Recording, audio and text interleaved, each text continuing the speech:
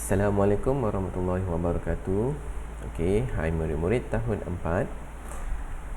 Berjumpa lagi untuk mata pelajaran pendidikan jasmani. Okey. So kita akan sambung unit 8, rekreasi berilmu. Sebelum ni kita ada bincangkan dan kita belajar tentang cara nak pasang kemah, kan? Okey, rumah sementara. Jadi harap murid-murid dah mahir dan tahulah sekurang-kurangnya. Okey, amali kemudian. Okey, untuk pengetahuan diharap murid dah tahu apa itu kemah, cara nak pasang, okey, apa langkah-langkah dia dan langkah keselamatan. So hari ini kita nak sambung tajuk seterusnya, iaitu permainan mata angin. Okey, apa itu mata angin? Mata angin ialah berkaitan dengan kompas. Okey, murid-murid tahu kompas. Kompas ni kalau zaman dahulu digunakan sangat meluas untuk menentukan perjalanan kita.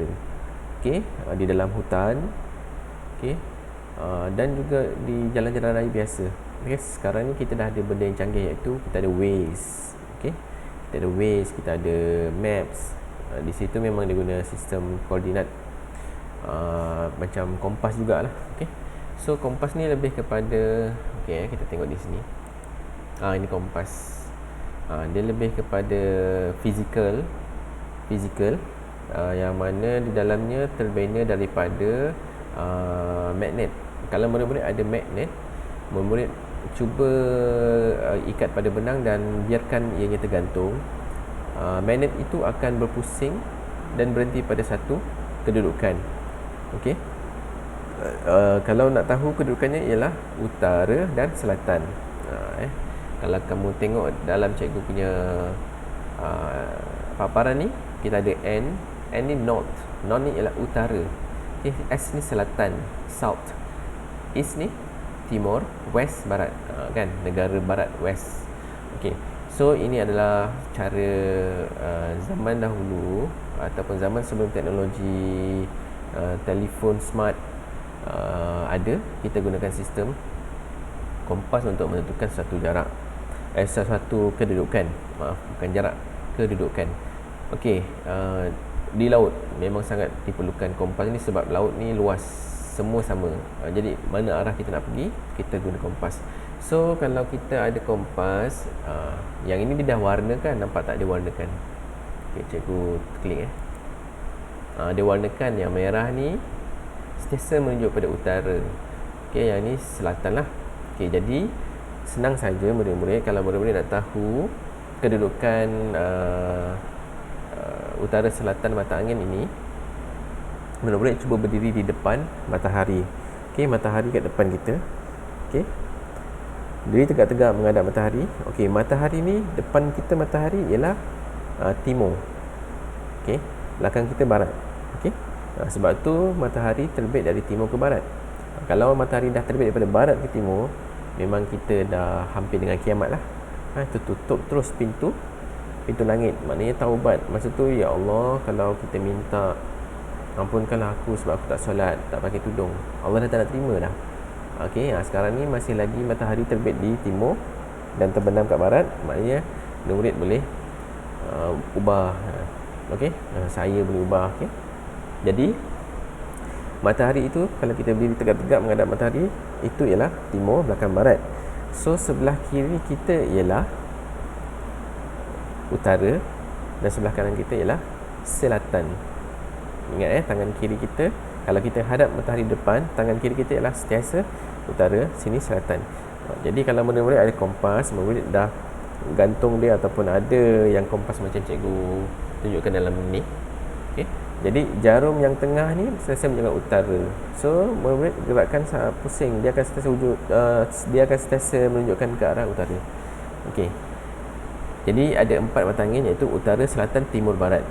Okey, jadi kita tengok kembali pelajaran kita.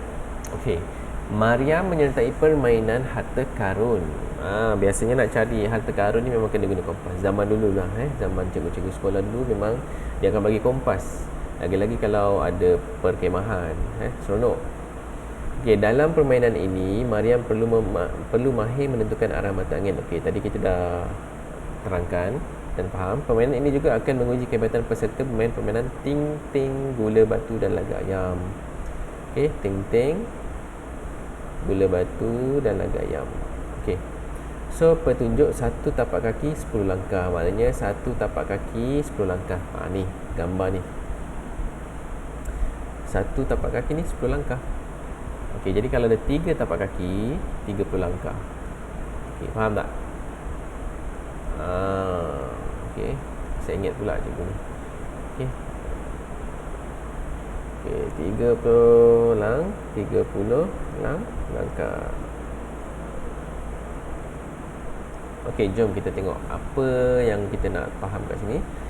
Okey, ini contoh aktiviti. Okey, stesen 1, lakar dan namakan sekurang-kurangnya 4 bahagian kemah. 4 bahagian kemah. Apa yang kita dah belajar tu? Okey, dah selesai, dah dapat. Contoh, okey, kamu betul. 4 label bahagian kemah. Okey, boleh bergerak 30 langkah ke timur, itu kanan, menuju ke S2. Okey, jadi 30 langkah. Yang ni lah, gerak sini 30 langkah ke timur, sebelah kanan ni, S2. Okey, kamu perlu depakan tangan dan fleksikan lutut supaya stabil. Okey. Sediakan dan bawa satu beg kemah pasang siap yang lengkap. Okey, ni kalau kita main lah. Start daripada sini. Kita akan mula daripada sini dari sini mula. Okey, jadi sediakan dan bawa satu beg kemah pasang siap yang lengkap. Okey, bergerak 60 langkah ke utara. Okey, utara hadapan menuju ke S1. Okey, ni 1 2 3 4 5 6. So 60 langkah ke utara. Dia dah tentukan dah utara ke arah sana. Ni utara. Okey, ni utara. Utara, jadi bawah ni selatan, sini timur, sini barat. Maknanya matahari kat sini lah, sebab matahari kan sentiasa terbit dari timur. Okey, ini utara. Jadi dia dah tetapkan. Okey, jadi betul lah ni dia kata utara 60, timur ke kanan ni lah. Ni timur ke kanan. Ingat kan? Okey, jadi bila ada arahan dan clue macam ni, kita akan jumpa harta karun lah. Okey? Okey, ni nanti kalau murid-murid ada handphone, kita boleh scan. Dia akan tunjukkan, dia akan tulis kat situ senarai cara nak main laga ayam. Murid boleh baca dan mungkin boleh cuba di rumah. Okey, dan ini untuk permainan ting-ting gula batu pun murid-murid boleh scan dan murid baca lah. Okey. Ni ting-ting gula batu, bunyi loceng pukul 1, mak buka pintu, adik takut burung hantu. Okey, murid boleh baca. Okey, jadi bila dah habis arahan ni, kita dah baca, kita akan sampai ke harta karun lah. Contoh stesen kedua, main permainan ting-ting gula batu. Okey, main. Kekalkan kedudukan selama 2 minit. Ni ikut yang ni lah. Tanpa kaki mencecah tanah. Tulis cara kamu mengekalkan semangat pada kad yang disediakan. Okey, bergerak. Dah selesai buat semua aktiviti ni, kamu akan boleh bergerak 60 langkah ke timur kanan. 60 langkah.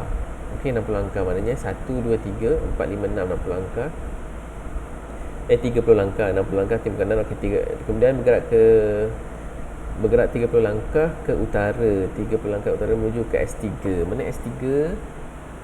Inilah dia sambung maknanya ni 30 langkah dah selesai.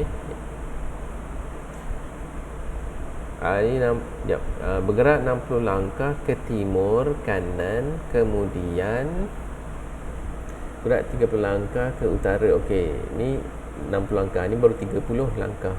So akan ada lagi 3 langkah. Yang ni lah 3 langkah ni. Ni sambung kat sini.